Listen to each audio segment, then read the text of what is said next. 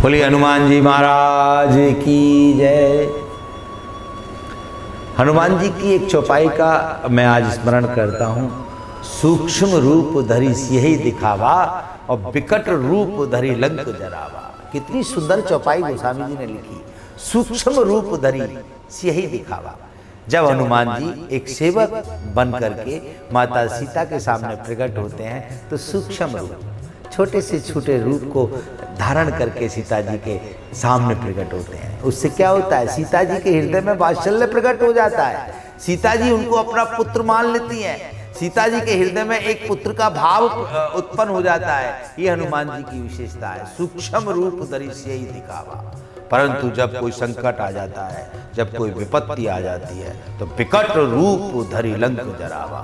फिर वही हनुमान जी जो सूक्ष्म रूप में विराजमान थे वो विकट रूप धारण करके लंका में अग्नि का प्रवेश कर देते हैं, लंका को अग्निमय कर देते हैं। ये हनुमान जी की विशेषता है। हनुमान जी सूक्ष्म से सूक्ष्म रूप जब धारण करते हैं तो श्री उनको वात्सल्य प्रदान करती हैं। परंतु जब श्री पर कोई, भगवती पर कोई संकट आता है तो हनुमान जी ऐसा विराट रूप धारण करते हैं कि पूरी लंका में आग लगा देते हैं।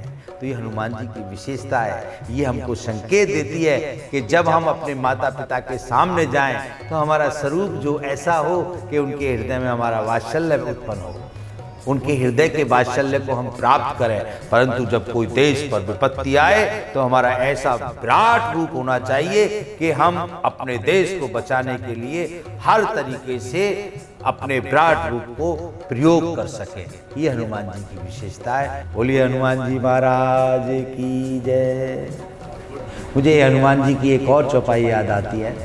भीम रूप धरि असुर संहारे, रामचंद्र के काज समारे। हनुमान जी का स्वरूप, हनुमान जी का व्यक्तित्व भीम रूप धरे असुर संहारे। जब भगवान श्री राम के कार्य में हनुमान जी लगे तो उन्होंने भीम रूप, इतना रौद्र रूप धारण किया कि सभी असुरों का विनाश किया। रामचंद्र जी के काज संवारे। भगवान श्री राम के हर एक काज को हनुमान जी ने संभाला।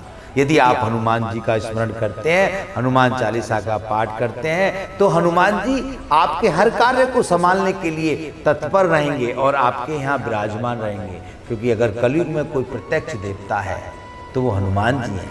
हनुमान जी आए हैं, गए नहीं हैं। हनुमान जी आए हैं, गए नहीं है। कोई भी अवतार आता है और जाता भी है। ऐसा वेद पुराण कहते हैं कि जो जीव पैदा और मौत उसको आई, भजो कृष्ण माधव जो सुख चाहो भाई। जो जीव पैदा होता है वो फिर बाद में चला जाता है। परंतु हनुमान जी हैं जो पैदा हुए और गए नहीं। कलयुग तक पूर्णतः विराजमान अगर कोई शक्ति है तो वो हनुमान जी की है। इसलिए हनुमान चालीसा का पाठ करने से सभी रोग मुक्त हो जाते हैं, सभी कष्ट मुक्त हो जाते हैं और स्वयं परमात्मा उनके कार्य को करने के लिए तत्पर हो जाते हैं। तो हनुमान चालीसा का पाठ करना आपके जीवन में अति आवश्यक है। तो बोलिए हनुमान जी महाराज की जय।